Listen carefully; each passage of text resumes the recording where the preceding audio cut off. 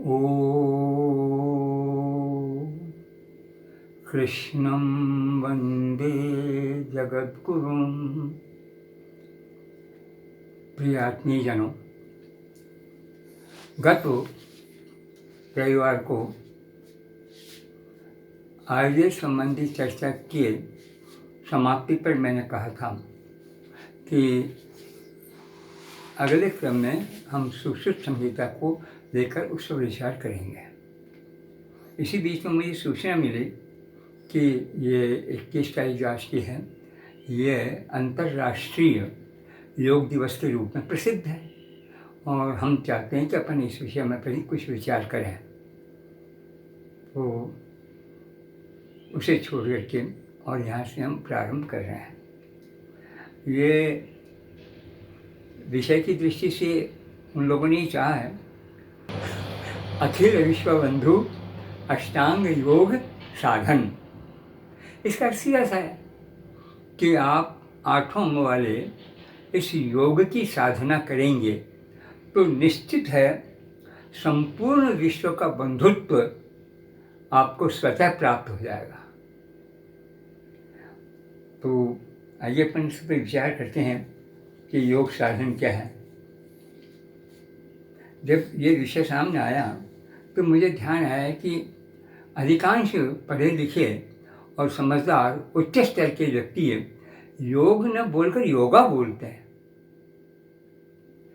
मेरी पुत्र वधू की सिद्धि समाधि योग ऐसे संस्थानों से जुड़ी हुई है, उसको प्रिय लगता है, समय देती है, श्रम करती है। तो मैंने सोचा इसी से प्रारंभ करें।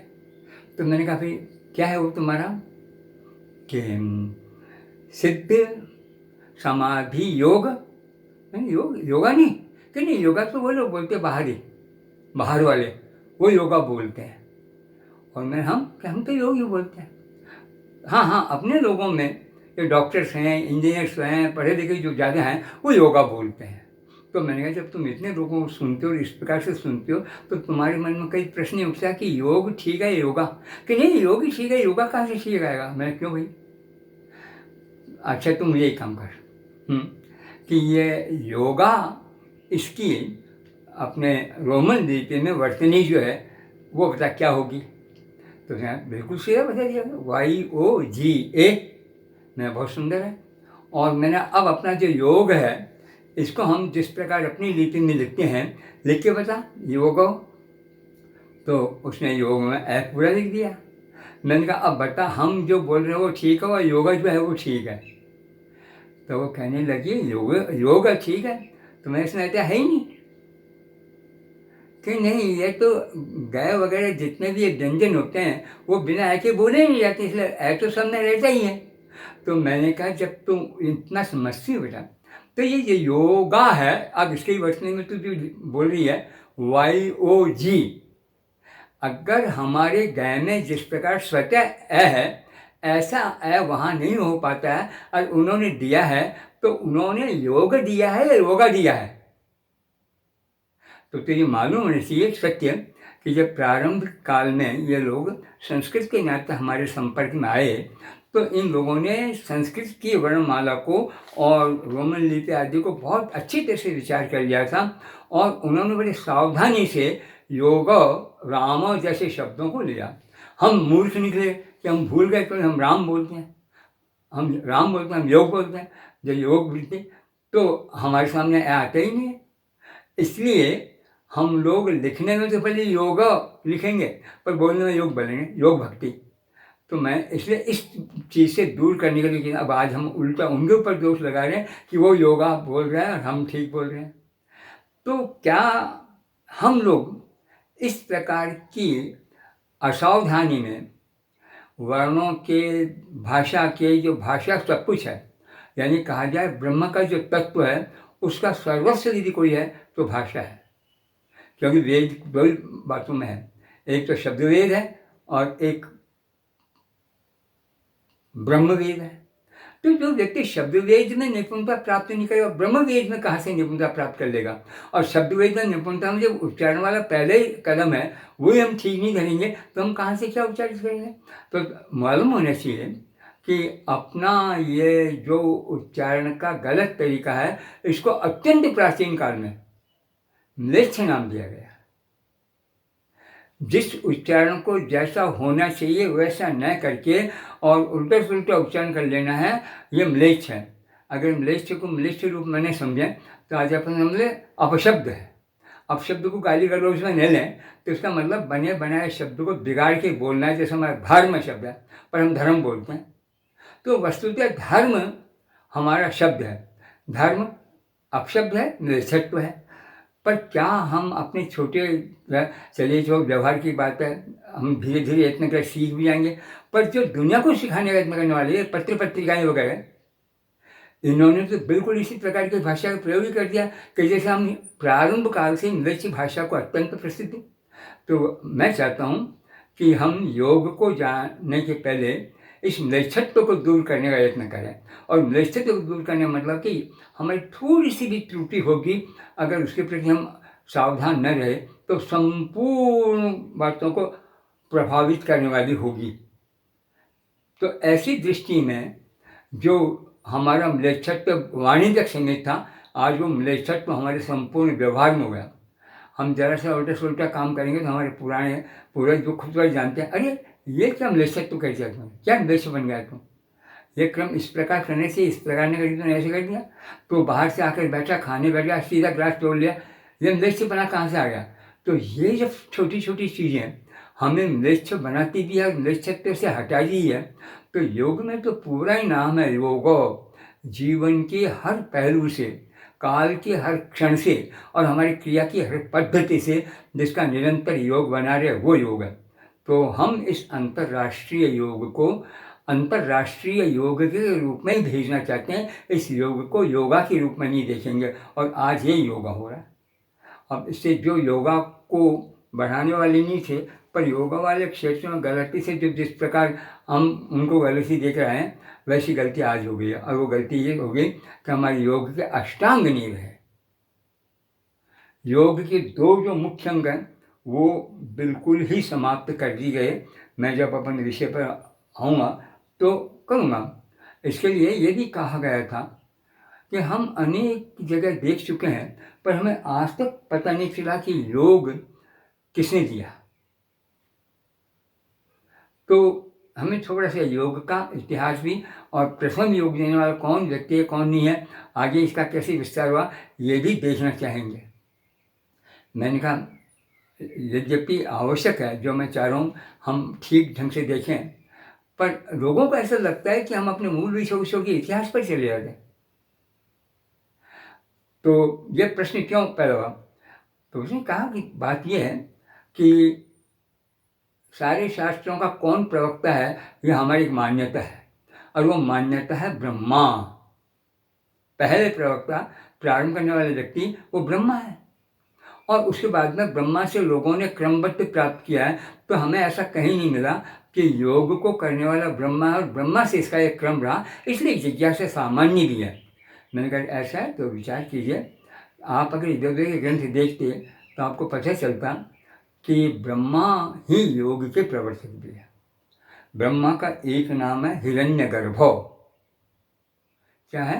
हिरण्यगर्भो। यह ब्रह्मा हिरण्यगर्भ है और इस हिरण्यगर्भ के द्वारा योग का सीधा संबंध रहा है। यह हमारे सारे ही प्राय शास्त्र एक स्वर से कहते हैं। इनमें आप महाभारत को जब लेंगे तो हमारे महाभारत में तो बड़े स्पष्ट शब्दों में कहा गया। क्या कहा गया? एक जगह जनक वंश के कराल नाम के जो राजा हैं उनका और भगवान वशिष्ठ का, इनका कहीं बातचीत का क्रम चल रहा था। तो उस बातचीत के क्रम में इस योग और ब्रह्म के संबंध को बताते हुए वशिष्ठ कहते हैं, यह मैंने हिरण्यगर्भ ब्रह्मा से प्राप्त किया है। हिरण्यगर्भ कौन है? वशिष्ठ, जो ब्रह्मा के ही पुत्र भी है। तो मैंने हिरण्यगर्भ से प्राप्त किया। हिरण्यगर्भ से मुझे प्राप्त, मैंने फिर नारद जी से प्राप्त किया, नारद जी को दिया। और नारद जी ने फिर कराल जनक को दिया। कराल जनक आज विषय में मुझसे चर्चा कर रहे हैं। तो एक तरह से वो एक छोटा सा योग, जिस प्रकार हम आयुर्वेद को भी देखते हैं, प्रारंभ होता ब्रह्मा, ब्रह्मा के बाद में वशिष्ठ, नारद और कराल जनक ऋषि, यहाँ तक कि एक अलग अलग योग शिक्षक आया। तो दो बातें स्पष्ट हो जाती है, हिरण्यगर्भ योग के प्रवर्तक हैं। इसी महाभारत में दूसरे स्थल पर एक बहुत सुंदर प्रसंग है, वो कृष्ण और अर्जुन का है। हम जानते हैं कृष्ण अर्जुन सामान्य रूप से जब मिलते हैं, बैठते हैं, तो उनके इसी प्रकार की चर्चा होती है। आज आपके संस्कृत सारे विद्वान मिलकर के भी जो यत्न कर ले ज्ञानी हैं, ऐसा एक प्रश्न अर्जुन ने कृष्ण से पूछ लिया। क्या? कि कृष्ण, तुम्हारे बहुत नाम है, इतने नाम हैं, पर मैं चाह रहा हूँ कुछ प्रमुख नाम जो ज्योतिष से भी संबंधित हो, आयुर्वेद से भी संबंधित हो, वेद से भी हो, इतिहास से भी हो, पुराण से भी हो, और मैं सारे नाम सुनना चाहता हूँ। उन सारे नामों का अर्थ तुमसे मालूम करना चाह रहा हूँ। तो कृष्ण ने कहा ठीक है। अब आप देखिए, जो संसार को जीतने की सामर्थ्य रखने वाले हैं अर्जुन जैसे भी, और वो जब कृष्ण के पास बैठते हैं तो ये प्रश्न करते हैं। कृष्ण ने उस बात को समझाया और समझाया कि देखो, जिसे दुनिया हिरण्यगर्भ कहती है और जो योगों का जन्मदाता है, वो योग रति हिरण्यगर्भ मैं ही हूँ। मेरे से भिन्न हिरण्यगर्भ नहीं है, और इसीलिए योगेश्वरों के द्वारा पूजित मैं ही हूँ। तो जब ब्रह्मा और हिरण्यगर्भ और कृष्ण एक दृष्टि से आ जाते हैं, तो ब्रह्मा को महत्व देते हुए कृष्ण हिरण्यगर्भ का वक्ता करते हैं। और चूंकि मैं योग रति हूँ, योग में मेरी रति है, प्रेम है, झुकाव है, राजनीतिक साधना है, इसलिए बड़े बड़े योगी ग्रंथों में सब जगह मुझे योगी राज के योग के रूप में तैयार किया गया। एक इससे बढ़कर और हम इतिहास में क्या वस्तु चाहिए। तीसरा और लोग तो भगवान व्यास के शिष्यों को जो उपदेश मिलते थे वेद विषय, उसमें वो अपनी महाभारत संबंधी बातें साथ साथ बताते जाते, और भी बातें। तो वहाँ व्यास ने इनको बताई। तो व्यास के जो मुख्य शिष्य जिन्होंने व्यास के इस प्रकार के सारे ज्ञान को और फैलाने का अधिकार दिया था, वो दिया था वैशंपायन को। वैशंपायन से और ये मिलता है जन्मेजय, जो परीक्षित का पुत्र है। जन्मेजय ने अपने पिता की मृत्यु का बदला लेने के लिए तक्षशिला में एक नाग यज्ञ करवाया था। उसी नाग यज्ञ में वैशंपायन भी, तो वहाँ वो कहता है कि मैं महाभारत के विषय में सुनना चाहता हूँ। और उसी प्रसंग में आते आते ये बताते हैं, क्या नाम, वैशंपायन, कि देखो, हिरण्यगर्भो योगस्य वेत्ता नान्यः पुरातनः। इससे स्पष्ट कोई बात कोई नहीं थी। योगस्य वेत्ता वक्ता अन्य पुरातन कश्चन न, हिरण्यगर्भ को छोड़कर, हिरण्यगर्भ को छोड़कर उससे भिन्न उसको दूसरा कोई पुरातन वक्ता और वेत्ता है ही नहीं। तो इसका मतलब वेत्ता भी ब्रह्मा है और वक्ता भी ब्रह्मा है। तो जिस शास्त्र के लिए इतना ज़्यादा कहा गया है, और अब हम देखते हैं कहीं अपन को पुराने लोगों के सामने बड़े विचित्र विशेष रूप में मिलते हैं, नहीं, सब मिलकर है। दो तरह के शास्त्र होते हैं, एक ज्ञान प्रधान, एक कर्म प्रधान। हमारा सांख्य जो है वो केवल ज्ञान प्रधान है। जहाँ देखेंगे वहाँ सांख्य सांख्य सांख्य आ रहा है, उस ब्रह्मा आदि को प्राप्त करने के लिए, पाने के लिए, जानने के लिए। और इधर देखते हैं तो सब जगह उसको जानने के लिए योग नाम आता है, पर योग प्रक्रियात्मक है। तो जो प्रक्रियात्मक शास्त्र है उसके विषय में नाना प्रकार के पक्ष विपक्ष के झगड़े कम से कम उठते हैं। कम से कम उठने की वजह से उसके विषय में अनेक विद्वानों ने बहुत ज़्यादा किसी प्रकार का प्रत्यक्ष आपको मैं दे रहा हूँ कि अपना जो ब्रह्म सूत्र है, इसके ऊपर प्राचीन टीकाएँ खूब हैं, पर अब आज हमें जो प्राप्त हुई हो, सबसे प्राचीनतम टीका है भगवान शंकराचार्य की, और वो है ईसा से 509 वर्ष पहले की। शंकराचार्य ने सारी चीज़ें अपने ढंग से जहाँ विवाद की आती है निपटारा किया। एक आध जगह संकेत दिया कि योग का विषय नहीं है, वहाँ प्रक्रिया है, कुछ कहा नहीं, योग को तिरस्कार नहीं किया, प्रक्रिया करके छोड़ दिया। अब ये शंकराचार्य की बड़ी ज़बरदस्त सूक्ष्म बुद्धि भी, वास्तविकता भी थी। हम ब्रह्म का स्वरूप कैसा है क्या नहीं, इस चर्चा प्राप्त करने, ब्रह्म प्राप्ति की चर्चा नहीं कर रहे, क्यों मैं उस बात को लाऊँ। किंतु हमारे दूसरे आचार्यों ने जो संप्रदाय के, हमारे दूसरे आचार्यों ने जो संप्रदाय के प्रवर्तक हैं, शंकर के इस एकमात्र ब्रह्म का ही विश्व में अस्तित्व और कुछ है ही नहीं, इसको अक्षर से खंडित करने की चेष्टा की है। भगवान की कृपा है कि योग इस प्रकार के खंडन मंडन से बच गया है और हम तक चलता आया। अब प्रश्न ये है कि आप कहते इसका कर्ता कौन है? तो प्रसिद्ध दुनिया की पतंजलि है। मैं अब यह पतंजलि के विषय में आपके पास सोचनी पड़ेगी। हम लोग, मैंने कहा ना कि बिना सोचे समझे किसी चीज़ को ऐसा पकड़ लेते हैं, फिर छोड़ने का उस पर विचार तक नहीं करते हैं। हमारे यहाँ 3 पतंजलि हुए, लोगों ने इन तीनों को एक बना दिया। वो एक बनाने वाला श्लोक बड़ा प्रसिद्ध है। वह कहता है, योगेन चित्तस्य पदेन वाचाम मलम शरीरस्य च यो व्यापाकरो। जो मन के मैल को योग से दूर करने वाला रहा है, जो वाणी के मैल को व्याकरण से दूर करने वाला रहा है, और जो शारीरिक रोगों को दूर करने वाला रहा है, उन मुनियों में श्रेष्ठ पतंजलि को मैं प्रणाम कर रहा हूँ। यानी तीनों मुनियों को एक जगह लाकर रख दिया, तीनों।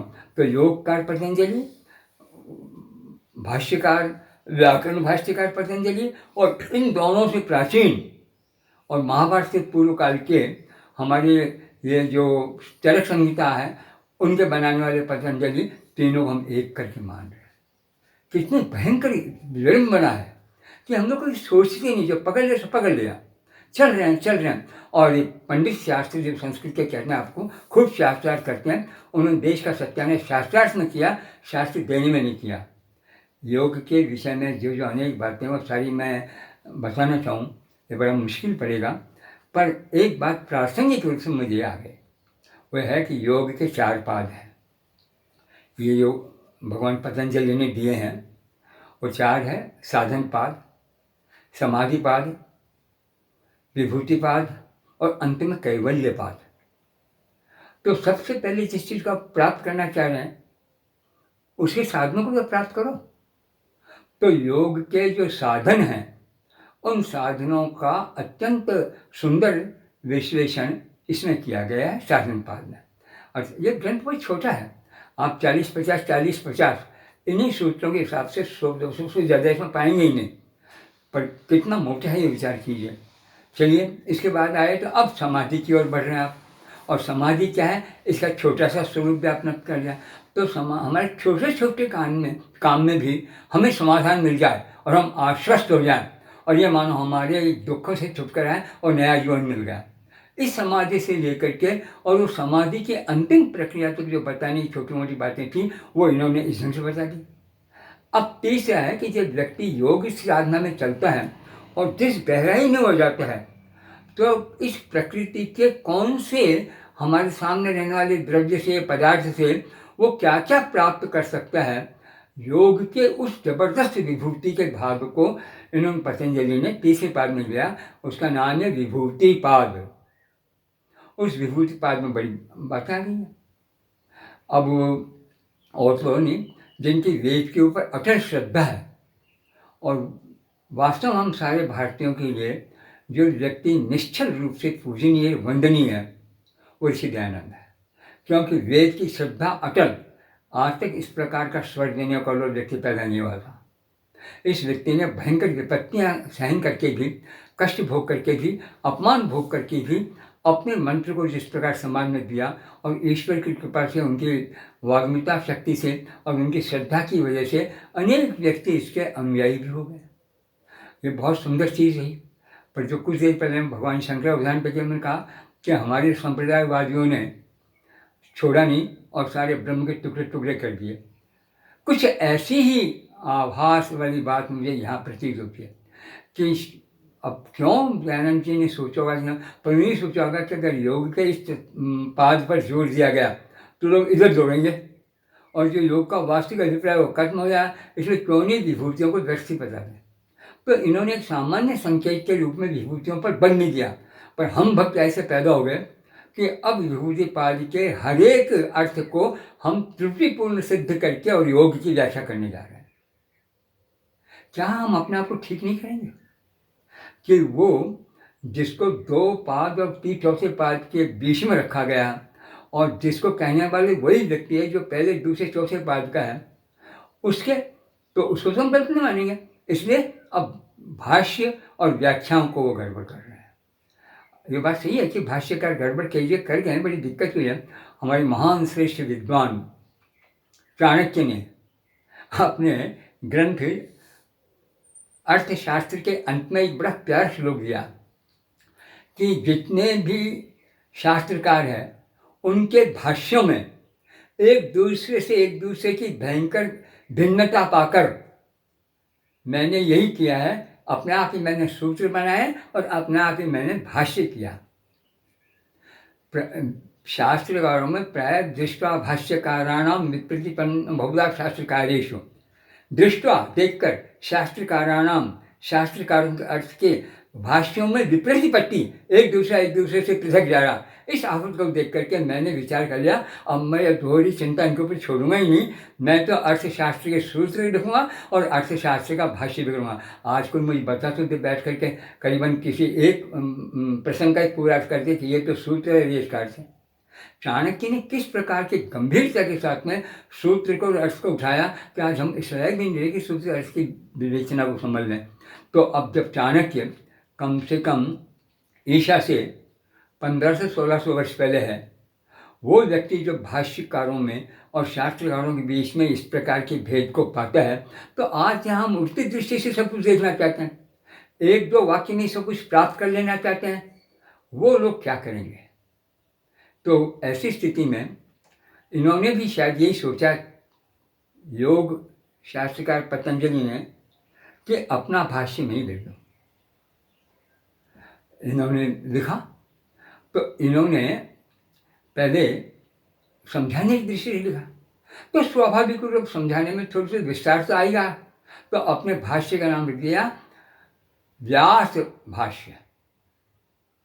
फिर सोचा ये तो बड़ा हो गया, अगर उन्होंने कितने उनके दया की भावना थी, भले आदमी को 200 सूत्र बहुत बड़े नहीं हैं और सूत्र छोटे छोटे ही, वास्तव में एक आध सूत्र बड़े हैं कुछ, पर उसमें भी आप भाष्य बड़ा कह रहे हैं और फिर भी हम लोगों की अपेक्षा कर रहे हैं कि हम पढ़ लें। तो उन्होंने समास भाष्य भी किया। तो आज के लोगों में भले ज्ञान हो या न हो, पर ज्ञान प्राप्त करने के लिए समास को स्वीकार करेंगे और व्यास को कम, पर समास इस लायक हो गया तो उनके समझ नहीं आएगा, तो फिर व्यास पकड़ना पड़ेगा। तो समास भाष्य में मिल नहीं रहा, व्यास भाष्य प्राप्त हो रहा, तो लोग यहाँ पर भी गड़बड़ कर गए। पतंजलि के भाष्य पर भगवान कृष्ण द्वैपायन वेद भाष्य का नाम है। तो अब सोचो व्यास भाष्य कहने का अर्थ हुआ कि पतंजलि व्यास के पहले हुए, पतंजलि व्यास के पहले हुए। तो पतंजलि जो है, इन्होंने अपने भाष्य में जगह जगह व्यास को उद्धृत किया। किसको उद्धृत किया? व्यास को। अब आप सोचिए, क्या व्यास अपने आप को और प्रामाणिक पुरुष के रूप में उद्धृत करेगा? या करेगा तो ये कहेगा मैंने अन्यत्र भी ऐसा ही कहा है। इसका मतलब ये अर्थ जो कर रहा हूँ मैं अपने महाभारत में या अन्यत्र कहे पद्यों के द्वारा पुष्ट करना चाह रहा हूँ, ये ऐसा होता नहीं है कवि शास्त्रों में। हमें अपने अपेक्षा श्रेष्ठ व्यक्ति की अपेक्षा होती है जिसके द्वारा हम प्रमाण लें। तो पतंजलि ने महाभारत से कम 15 और वो भी शांति पर्व के श्लोक अपने व्यास में, ये कभी न ऋषि ध्यान का ध्यान गया, न उनका न्यायों में ध्यान जा रहा, न इसके योग के भक्त इन आचार्यों में ध्यान जा रहा है, और व्यास भाष्य चल रहा है। तो मैं आपको एक श्लोक उदाहरण देकर बताऊंगा, ज़्यादा गहराई नहीं आऊँगा। तज्जपस्तदर्थ भावनम, यह पतंजलि का एक सूत्र है। वहाँ प्रणव को संदर्भ में लेकर कहा गया ईश्वर का एक सर्व अधिक प्रिय नाम ओम है। और आगे अगला सूत्र है ओम का जप करना, अर्थात ओम की भावनाओं के जैसा हो जाना, तब भावनामय बन जाना, ये इसका जप का अर्थ है। यानी जप का अर्थ केवल नाम रख लिया वही नहीं है, तद जपः, उस ओम का जप, तदर्थ भावनम, ओम का जो वास्तविक अभिप्रेत अर्थ है उसके साथ अपने आप को बदलना। तो यह लिया तदर्थ भावनम। अब इस बात को पुष्ट करने के लिए पतंजलि ने एक श्लोक दिया है। वो श्लोक है विष्णु पुराण का। वो श्लोक क्या है? स्वाध्यायात योग मासीत योगा स्वाध्याय मासत स्वाध्याय योग संपत्तिया परमात्मा प्रकाशते। ये कह रहे हैं विष्णु पुराण का कि स्वाध्यायात योगम आसीत है। अगर इसी हम सांख्य योग के जोड़ी की बात करते हैं, भगवान कृष्ण भी गीता में अनेक बार सांख्य योग को और अंतर्गत कई जगह कहते हैं सांख्य योग को मैं एक ही मानता हूँ, दोनों ठीक नहीं है। वो ये कहते हैं स्वाध्याय ब्रह्म का स्वाध्याय ब्रह्मवेद से होगा, और योग प्रक्रिया है तो वो योग आ जाएगा। तो स्वाध्यायात योग मासीत है, स्वाध्याय के बल पर शास्त्रों में उसकी जो सारी संपदा अर्थ की दी गई उसको समझ के हम योगम आसीत योग की ओर दौड़े। और फिर क्या हुआ योग? अरे योगा स्वाध्याय मासते, उस योग के द्वारा ही हम स्वाध्याय को पकड़ेंगे। तो स्वाध्याय में जो कुछ कहा गया है उसके प्राप्ति का एकमात्र साधन योग है। इसलिए स्वाध्याय योग इन दोनों की संपत्ति से स्वाध्याय योग संपत्तियां परमात्मा प्रकाशते, हमारी आत्मा परमात्मा से एक होकर के परमात्मा के रूप में प्रकाशित हो जाती है। ये श्लोक है, ये इन्होंने तद जपस तद अर्थ भावनम की पुष्टि में दिया है। अब आप सोचिए श्लोक किसका है? विष्णु पुराण का। विष्णु पुराण कब का है? ये भगवान व्यास के प्रमुख शिष्य रहे हैं और उनका नाम है लोमहर्षण। पुराण में लोमहर्षण ये पुत्र रहे हैं उग्रश्रवा। तो उग्रश्रवा और लोमहर्षण ये दोनों साथ साथ ही भगवान व्यास के पास हैं, क्योंकि उग्रश्रवा का पिता लोमहर्षण है और पिता अपने पुत्र को व्यास के पास ले जाते हैं। तो व्यास जैसे व्यक्ति मना करेंगे नहीं, तो एक जगह पर व्यास का वो शिष्यत्व उनका नहीं है, शिष्यत्व तो पिता का ही है। तो लोमहर्षण ने देखा अब ये ठीक योग्य हो गया तो उसको शिष्य के रूप में लेकर आगे बढ़ाया। अब दुर्भाग्यवश बलराम जैसे व्यक्ति के द्वारा लोमहर्षण जैसे व्यक्ति की हत्या कर दी गई। उस हत्या से ऋषियों ने जब लोमहर्षण की हत्या पर बलराम को दोष दिया तो बलराम ने क्षमा मांगी। तो अब यानी मैं इसलिए प्रश्न कर रहा हूँ कि किस समय लोमहर्षण नहीं रहा दुनिया में, और ये समय वो था जिस वक्त कौरव पांडवों के युद्ध को देखने से बचने के लिए बलराम संपूर्ण भारत में तीर्थ यात्रा कर रहे थे। यानी 42 दिन उनके बीच में युद्ध के 18 दिन के 10-5 दिन पहले की घटना है। तो इतना समय पहले लोमहर्षण दुनिया में नहीं रहे। इधर जब लोमहर्षण नहीं रहे और व्यास का अपना पुराण का ज्ञान पूरा हो गया तो लोमहर्षण के पास व्यास के दिए ज्ञान की जो उसी पर तैयार कोई पोथी थी, वो पोथी लोमहर्षण ने अपने पुत्र को दे दी थी। पुत्र ने उस पोथी को लिया और पिता के ज्ञान को लिया और अपने शिष्य बनाए। तो इसे 6 शिष्य हुए। कितने हुए? 6। अब 6 शिष्यों में एक से एक श्रेष्ठ है। एक व्यक्ति तो भगवान परशुराम का खास मित्र भी, शिष्य भी और सारथी भी है। वो क्या नाम कश्यप गोत्री है और बहुत सुंदर है। तो वो भी इसी में है। ऐसे लोगों को जो उग्रश्रवा ज्ञान देता है उसके शिष्य जो बनाते हैं, तो आप देख ले सारे पुराण भगवान व्यास के कहे हुए हैं। ये सारे 18 पुराण ये एक ही बात कर रहे हैं। तो कौन सा पुराण व्यास का है?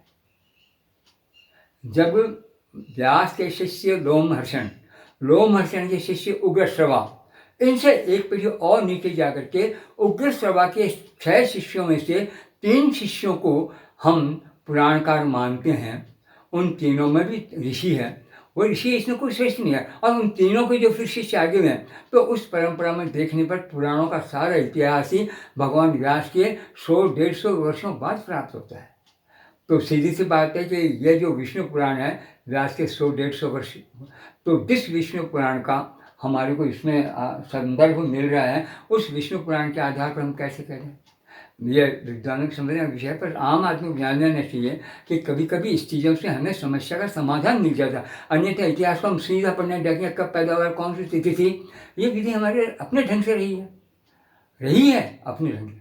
पर एक उदाहरण और देकर मैं बात समाप्त करता हूँ कि जिससे किसी को संदेह नहीं है कोई व्यास वाली बात में।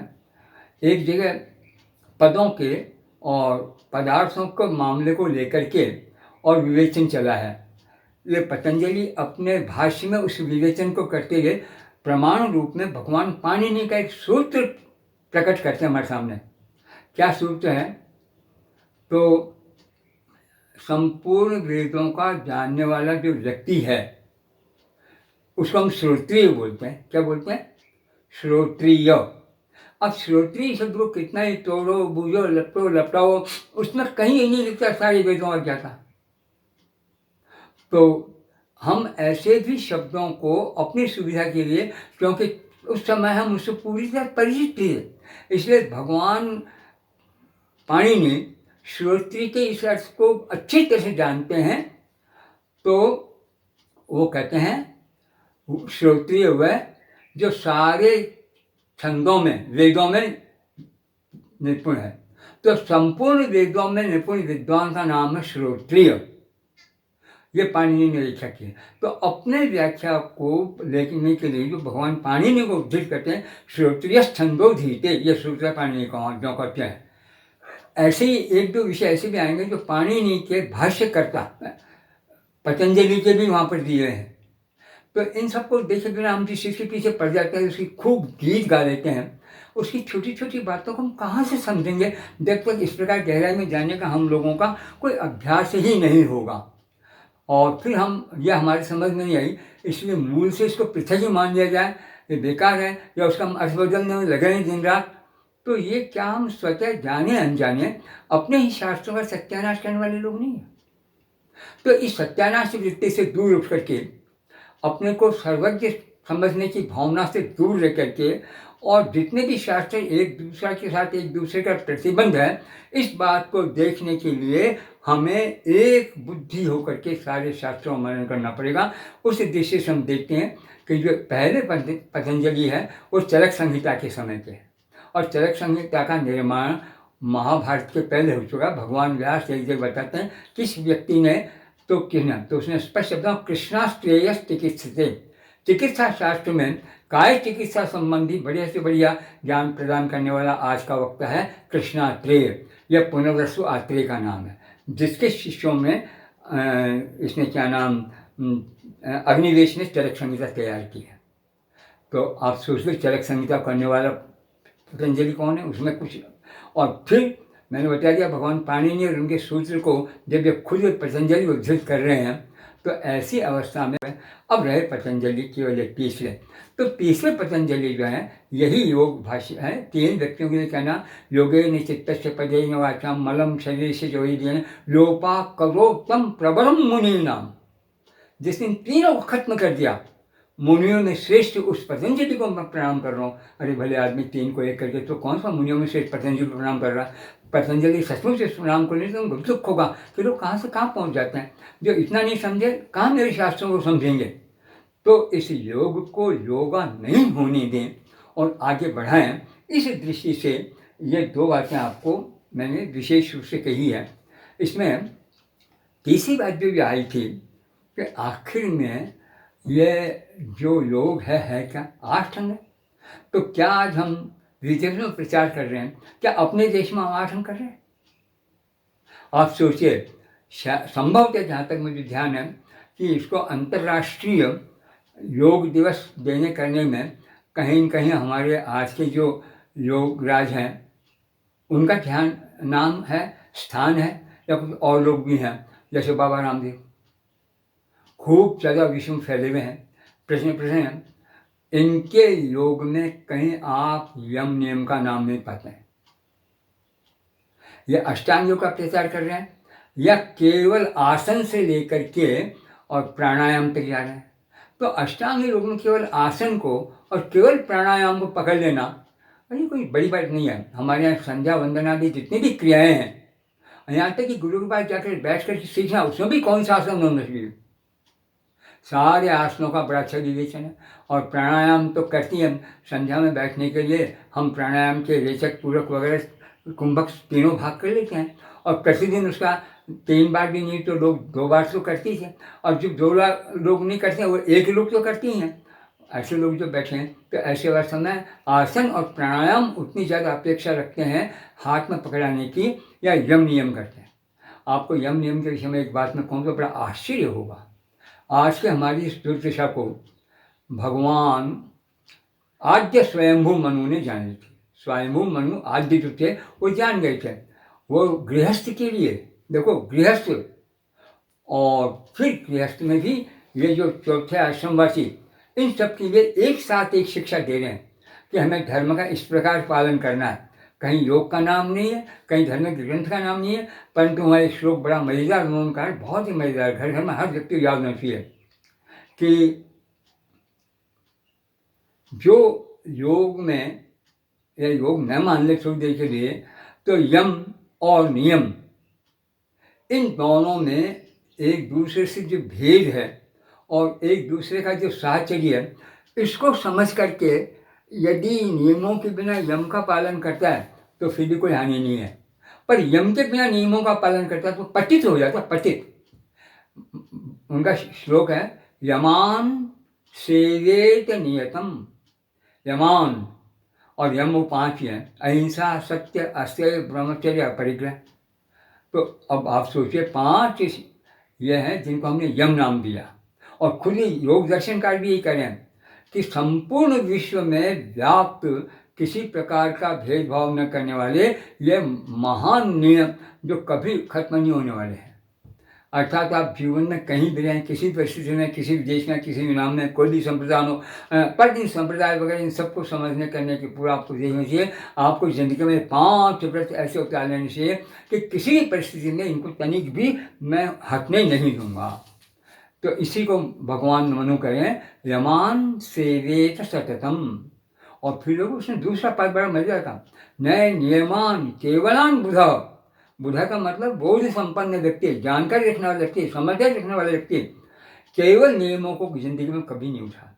हम लोगों का पसंद क्यों हुआ? हम ब्राह्मणादि जो तथागत उच्च नीच बातों की बातें करते हैं, ये सारा शौच, संतोष, तप, स्वाध्याय आदि के अर्थ बदल जाने से और एक दूसरे से अलग हो गए। तो भगवान स्वयं इस बात को जानते हैं कि यम जैसी चीज़ नहीं होगी। अगर आपके मस्तिष्क में अहिंसा है तो उधर बैठ यहाँ नीचे मेरे बराबर कैसे बैठ गया, आपके मुंह से निकलेगा ही नहीं, तो शौच चौच का प्रश्न समाप्त हो जाएगा। पर आपके मन में अहिंसा है ही नहीं, अपनी जरा सी बात दूसरे के मुंह से विपरीत सुनकर के हम रुद्रावतार बन जाते हैं। ऐसा व्यक्ति संसार में किसको क्या देगा? तो मनु ने स्पष्ट कहा यमान से वेत सततम न नियमान केवल अनुभूत। विद्वान, समझदार, बोधशील व्यक्ति केवल पढ़ने के लिए पढ़ने वाला नहीं है, वो केवलम नहीं। क्यों? अब मनु ने समझा तो थी, ये बात तो उपदेश होगी, पर साथ साथ मनु ने परिणाम भी बता दिया। भाई आप करता तो आप बोलूँगा, कितनी बार बोलूँगा, कितनी बार कहूँगा, मनु कहें करता तो आप है। तो क्या किया? यमान पतत्य कुर्वाणो केवलान नियमान भजन। यमान पतति अकुर्वाण, यमान अकुर्वाण पतति। जीवन में यमों को जिसने नहीं उतारा है वो व्यक्ति निश्चित रूप से गिरेगा। देखिए यमों को न उतारना मात्र ही गिरने में कारण है। यमों को जीवन में नहीं उतारेंगे, ये क्यों? कारण क्या है? तो यमान पतत्य कुर्वाण केवला नियमान भजन, केवल नियमों को करने वाला। अर्थात जैसे हम शौच, संतोष, स्वाध्याय पर आएंगे और आपके अहिंसा, सत्य, अस्तेय, ब्रह्मचर्य और अपरिग्रह नहीं है, ये सारी चीज़ें आपको नष्ट कर देने वाली है। अगर समाज के 10-50 आदमियों के समय में काम कर लिया और ये बड़ा तपस्वी है, वाह वाह वाह वाह, आपने तपस्वी करना शुरू किया। अगर आपको वास्तव में अहिंसा, सत्य, अस्तेय और सत्य का पता होता तो हमें अपनी छोटी से छोटी बात को घर में छिपा लेना, यदि स्तेय है, चोरी है। अब भाई यहाँ से वहाँ चले उठ के बैठे क्या दिक्कत होगी, मुझे ये जगह नहीं पसंद, जब पसंद थी, पर कोई बहाना करना, इसका मतलब कहीं न कहीं अपने गोपन की, मिथ्या गोपन की जितनी हमें काम कर रही है, तो ये अच्छी है। और ये योग शास्त्रकार क्या कह रहे हैं? अहिंसा प्रतिष्ठायाम तत्सन्निधो वैर त्यागः। व्यक्ति अगर आपको अहिंसा में पूरी तरह प्रतिष्ठित कर दे, अहिंसा उससे रहित दूनी, तो क्या करेगा? वैर त्याग तत्सन्निधो। अरे उसके वैर त्यागने की बात नहीं, उसके पास में आने वाले लोग वैर त्याग कर देते हैं। अब आप आइए इतिहास पर, जब हम कहते हैं ऋषियों के आश्रम में सिंह और मृग एक जगह पानी पी लेते थे, तो लोग कहेंगे बस ये अज्ञानी है, ये अवैज्ञानिक बातें हो गई, ऐसा कभी हुआ है क्या, हो रहा है क्या? इसी शास्त्र से हम डर से हम शास्त्रों की सही व्याख्या नहीं कर रहे हैं, और हमारे शास्त्रों में जो ऐसी महत्वपूर्ण बातें हैं अपने महान व्यक्तियों के जीवन भर के तपस्या से मिली है, उसको हम प्रश्न चिन्ह लगा देते हैं। एक अकेला अहिंसा ही है। अहिंसा प्रतिष्ठायाम तत्सन्निधो वैरित्याग। अगर सत्य, अब दूसरा के लिए सत्य प्रतिष्ठायाम क्रियाफलाश्रयत्वम। आदमी जीवन में सत्य को ही मान लेगा, सत्य से भिन्न कुछ नहीं जानेगा।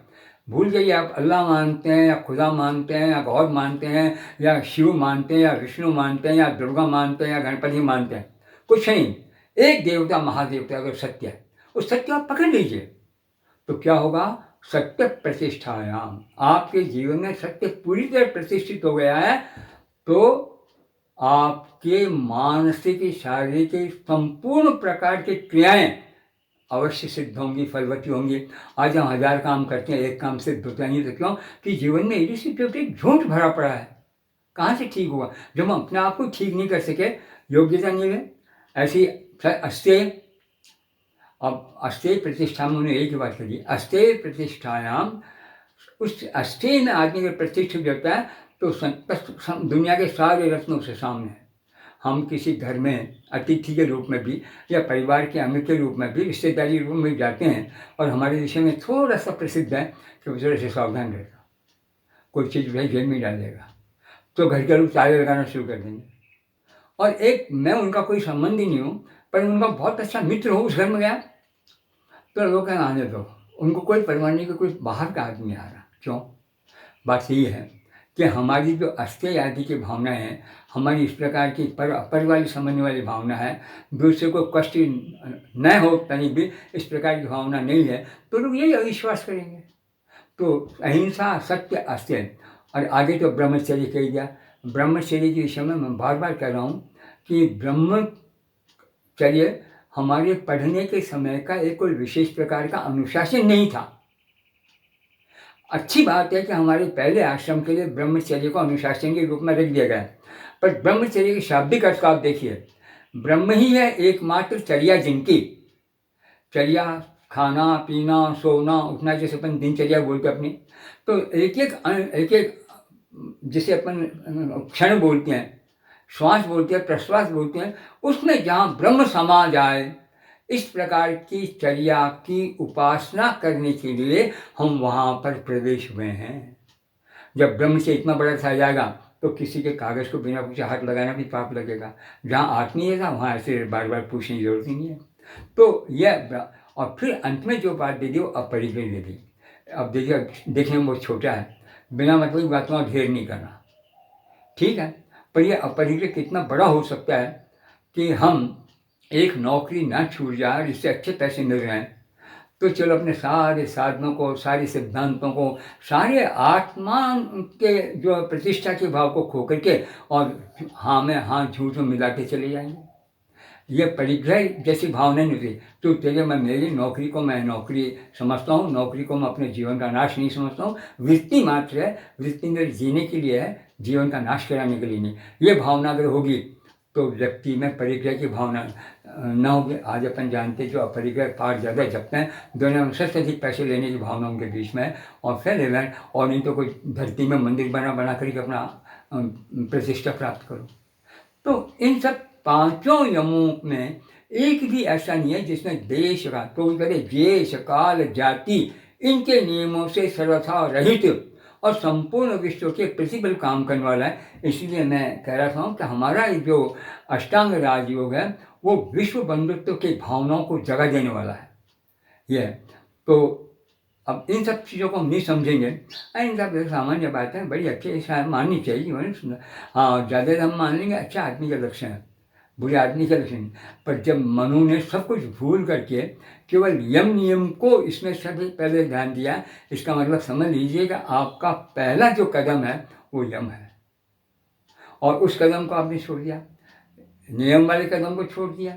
उन्होंने जब शौच की व्याख्या यही मनु कहीं करते हैं तो आप क्या कहते हैं, इतना स्पष्ट कहते हैं, उस शौच के बारे में कभी गए क्या?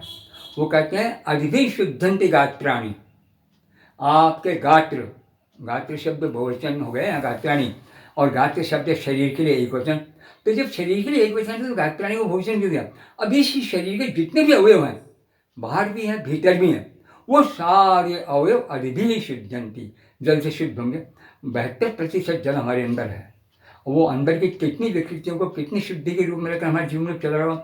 और ये बाह्य जल भी है। अरे भोजन बनाने करने जैसे सारे कामों में जल कहाँ नहीं है? तो अधिवी गात्राणी शुद्धंती, जितने भी वस्तुओं के स्वरूप हैं, रूप हैं, वो सारी शुद्धि का एकमात्र साधन है। और आगे कहा मनः सत्य में शुद्धति, तत्काल ही सत्य पर आ गया। सत्य जब तक नहीं तब तक मन, आज वादा कर लेंगे अगली बार नहीं, अगली बार ऐसा नहीं करूँगा, आज हमसे भूल गई अगली बार ऐसा नहीं करूँगा, हर बार भूल के माफ़ी मांग ली, अगली बार ऐसा नहीं करूँगा, जीवन चला रहा है। वो मन कभी अच्छा होगा तो कहाँ होगा?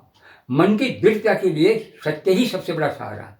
अच्छा दूसरे शब्दों में समझा तो सत्य रूप में तू कह दे करेगा कि नहीं करेगा, और आइंदा मर जाऊँ पर मैं बदलूंगा नहीं, इतना हम नहीं कर रहे हैं। तो मन सत्य नहीं सुनती थी।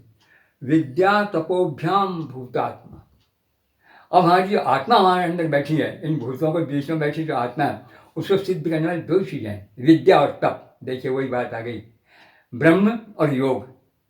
ज्ञान ब्रह्म जो है और योग ब्रह्म। तो ज्ञान ब्रह्म विद्या है और योग ब्रह्म तप है। तप का अर्थ किसी पेड़ पर उल्टे लटकना नहीं है। तप का अर्थ भरी गर्मी में खुले आकाश में बैठ करके चारों अग्नि जलाना और पंचाग्नि तप कहना, ये बेवकूफ़ी की पराकाष्ठा है। जिस किसी ने ऐसा किया होगा समझ लो उस व्यक्ति ने उसका महत्व नहीं समझा, बल्कि तप का महत्व। तप की एक ही सबसे बड़ी परिभाषा वैदिक दृष्टि में है, तद्वै तपः यः स्वं ददाति। तप वही है जो अपने लक्ष्य के लिए अपने आप को संपूर्ण रूप से समर्पित कर दे। अब बिना तप के हम जब भी कोई काम हाथ में लेंगे कभी होंगे ही नहीं सिद्ध।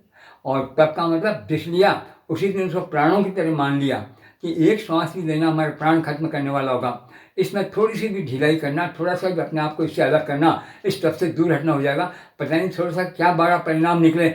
इसलिए तप लेने का मतलब प्रतिपल उसी संकल्प के पूर्ति के लिए जागरूक और समयुक्त बने रहना, यह है तप। तो हमारी विद्या और ज्ञान इन दोनों से ही हमारा तप सिद्ध होगा। विद्या और उसे अब चौथी चीज अंत में रही बेचारी, बुद्धि ज्ञान है न शुद्धति। ये बात आपके समझ में कब आएंगी? जब अपनी बुद्धि को ज्ञान से साफ कर लेंगे। ज्ञान से साफ नहीं, मैंने 10 आदमी की पुस्तक पढ़ ली, अरे भले आदमी 10 ने पढ़ा, 10 ने जो कहा सत्य होगा, देख मेरा ज्ञान क्या कह रहा है। 10 में सत्य के निकटतम कौन सा है, सत्य से दूर कौन सा है। आदमी 10 वालों में एक 9 सामान्य हो सकते हैं, 10 बहुत अच्छा हो सकता है, ये भी गलत है। इसलिए हम बुद्धि ज्ञानेन शुद्धति, बुद्धि को धोने का एकमात्र सबसे सुंदर बढ़िया जल है और वो ज्ञान है। तो यही बात मनु भी कह रहे हैं। तो जो यम नियम की चर्चा कर रहे हैं, इन चारों बातों में ले लिया। और उसने व्यक्ति ने क्या अष्टांग में छोड़ा है, तो साष्टांग अष्टांग में मुझे लगता है कि ये जो पतंजलि हैं ये मनु आदि के इन सारे बातों से सुप्रेषित है, और उसी को दृष्टि में रख करके इन्होंने 8 अंग दिए हैं। 8 अंग में अब आप 2 ही अंग तक कर रहे हैं, पहला हमने वैसे छोड़ दिया। तो एक भले आदमी की तरह से जीने का सामान्य क्रम भी हमने नहीं सीखा, उसमें भी हमने कुछ नहीं दिया। यम नियम छोड़ने मतलब सामान्य जीवन मनुष्य मानव मात्र का, क्योंकि यहाँ पर कोई स्वप्न नहीं है। वैष्णव होना चाहिए, शाक्त होना चाहिए, शैव होना चाहिए, ब्राह्मण होना चाहिए, कुछ नहीं, मानव मात्र इनको पालन करेगा, चाहे आराधना किसी की भी करता हो। यह है। तो इस दृष्टि से उनका कि ये आप यम और नियम को पहले पकड़िए, यम नियम को नहीं पकड़ेंगे और योग की तरफ बढ़ेंगे तो ये योग आपके इस प्रकार का होगा जहाँ आपको व्यायामशालाओं में नियमित शिक्षा देकर बुलाया जाता है और सब कुछ सिखा दिया जाता है और आपको मुक्त कर दिया जाता है। वास्तव में जीवन में जब तक हमने ये सब सीखा, मुझे कभी कभी भी हंसी आती, प्रकार का बुरा लगे लोगों कहने में, ये संस्कृत बोलने का वातावरण, संस्कृत बोलो संस्कृत बोलो। अब 2 4 5 5 शब्द ही संस्कृत बोलो, और बड़े संस्कृतज्ञों को शिक्षा देने के लिए खड़े हो जाते हैं। इन्हें पता नहीं संस्कृत बोलने का मतलब क्या है। एक बार किसी विश्वविद्यालय काम के लिए मैं यूनिवर्सिटी में आया था, थोड़ा काम पूरा हो गया तो मेरा समय हो तो पास में ये दादू महाविद्यालय था, वहाँ पर एक बड़ा सुंदर कार्यक्रम चल रहा था, क्या कि ये संस्कृत शिक्षा वाला जो है बोलने वाला वो चल रहा है। तो मैं जाकर बैठ गया, सुना मैंने। जो ख़त्म हो चुके वो व्यक्ति दक्षिण भारत से आए थे। अब मुझे मन में बड़ा कष्ट भी हो रहा था, एक व्यक्ति दक्षिण भारत से इतनी बड़ी श्रद्धा लेकर के आया है और तो इसे प्रश्न करेगा तो अच्छा नहीं लगेगा। पर मैंने सोचा कि अगर मैं प्रश्न करूँगा मुझे अच्छा नहीं लगेगा तो मैंने इनकी श्रद्धा का आदर कहाँ किया। श्रद्धा के लिए इनको जो मार्ग है वो तो मुझे दिखाना ना। तो पूरे समाप्त होने की मैं प्रतीक्षा करता रहा, और जब समाप्त हो गया उनसे किसी ने परिचय कराया कि तो मैं बातचीत मेरा एक बात बताएंगे, अब ये जिन लोगों को आपने अभी शिक्षा दी है, अब इनका दूसरी बार क्रम कब आएगा? वो चुप। तो चुप। मैंने एक छोटी सी बात पूछी। मैंने देखिए ये जितने भी मुझे दिखाई दे रहे हैं ये विश्वविद्यालय के हैं, संस्कृत विभाग के लोग, इस दादू महाविद्यालय के जो सैनिक संस्कृत विद्यालय हैं, इनमें वो लोग कितने हैं कि जो व्यापारी हैं, मजदूर हैं, घर के इसके साधारण व्यक्ति हैं, वकील वगैरह भी हैं, डॉक्टर्स भी हैं, जिनको संस्कृत के प्रति बोध होने चाहिए, जानना चाहिए। हम सामान्य बातचीत के लिए ही संस्कृत जान जाते हैं। जब मैं जिनको हम रात दिन पढ़ाते हैं, आज ग्रेजुएशन के 3 वर्ष, पोस्ट ग्रेजुएशन 5 वर्ष, और 5 वर्ष तक पढ़ने वाले भी यदि इस प्रकार संस्कृत में अपने भाव व्यक्त नहीं कर सकते हैं तो आप बताइए आपका एक बार का तो हमें क्यों खाना पूर्ति जैसा काम मुझे लग रहा, मुझे माफ़ कीजिए ये बात मैं कह रहा हूँ, खाना पूर्ति जैसा। तो जब तक ये खाना पूर्ति हमारे कार्यों में बनी रहेगी, वास्तविक लाभ से हम दूर रहेंगे। हमें एक वर्ग को बुलाने पर कम से कम 4-5 बार बुलाना चाहिए और बाद में उनसे स्वयं को बात करनी चाहिए। और जब देखते हम थोड़ी झिझक रहे हैं पर आपके यहाँ आना नहीं छोड़ रहे हैं, उनको भय भेद से आगे बढ़ाइए, तब जाकर संस्कृत होगा। इस प्रकार से जहाँ संस्कृत भाषा को हमने अपने मूल ग्रंथों से हटा दिया, आर्य जैसे जगह से हटा दिया, वहाँ से प्राप्त होनी चाहिए। तो खैर, तो मैं यही योग के विषय में सोचता हूँ कि आपने यहाँ आकर के कुछ अभ्यास सीख लिया, कुछ प्राणायाम सीख लिया और एक दिन प्रति थोड़ी सी देर के लिए बैठ के उठ के चले गए। क्या ये योग का लाभ है? क्या यह योग का उद्देश्य है? क्या यह योग की पढ़ाई है? इसको देखने के लिए हमें बहुत कुछ सीखना ही पड़ेगा। और जो नेता 4 पाठ में भगवान पतंजलि ने इसे जिस प्रकार से बांट करके अपने सामने कुछ चीज़ें रखी हैं वो तो हम अपने सामने दे ही नहीं पाए हैं, और जितना इसके उन्होंने व्याख्या में जोड़ दिया है वो भी देखने की बात है। क्योंकि इसमें आप सोचिए कि प्रथम जो है आपका समाधिपाद, उसके 4 सूत्र दिए हैं। अथ योगानुशासनम पहला सूत्र है। अथय का मतलब क्या होता है? शुरुआत करना। अब शुरू दूसरे सूत्र में बैठे बैठे अब समय हो गया अपने काम प्रारंभ करने का, एक काम कर रहे थे पूरा हो गया, अब ये काम करने का।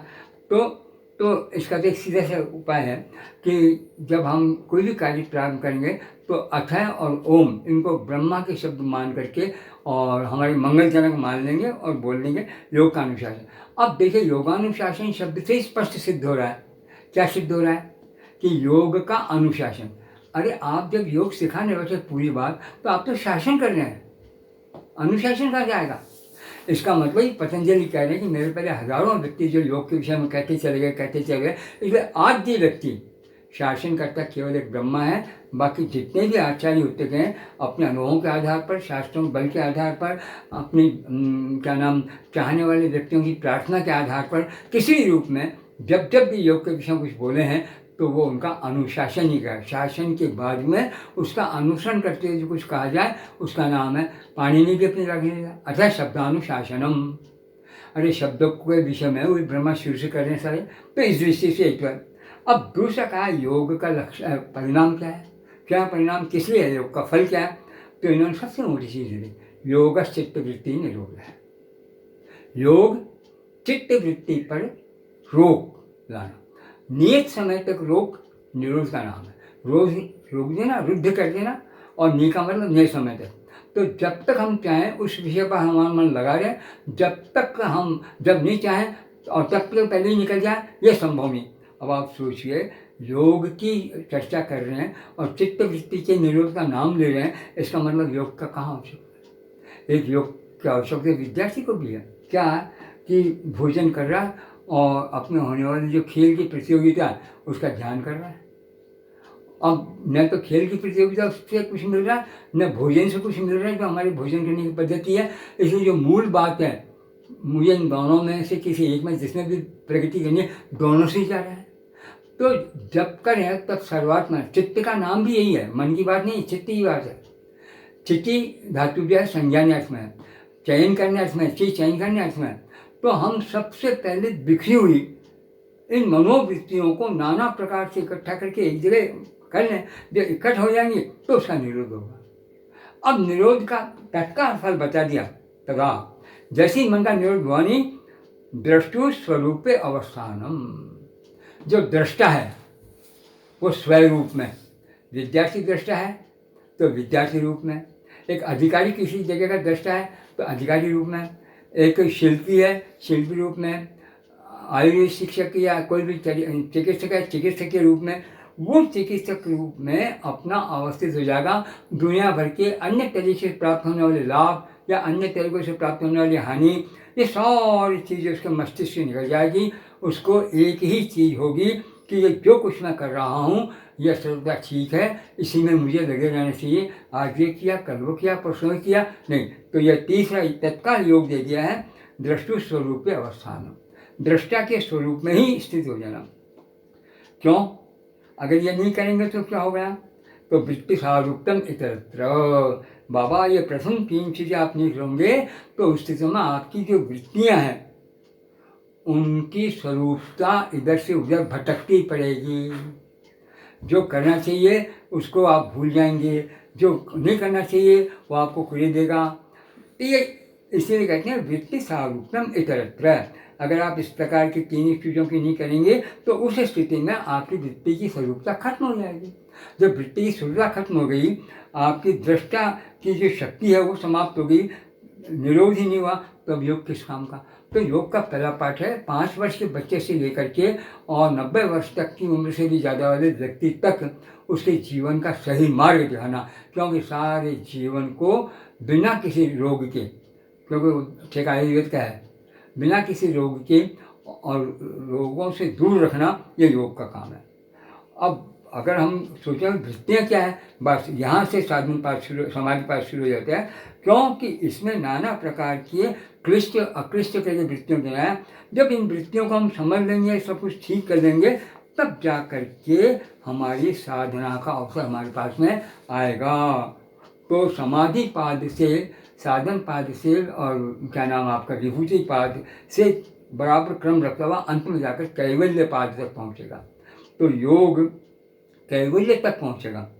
और इस दृष्टि से कैवल्य तक पहुँचने के लिए इन तीनों पादों की प्रत्येक संस्कृति को हमें ध्यान में रखना ही पड़ेगा।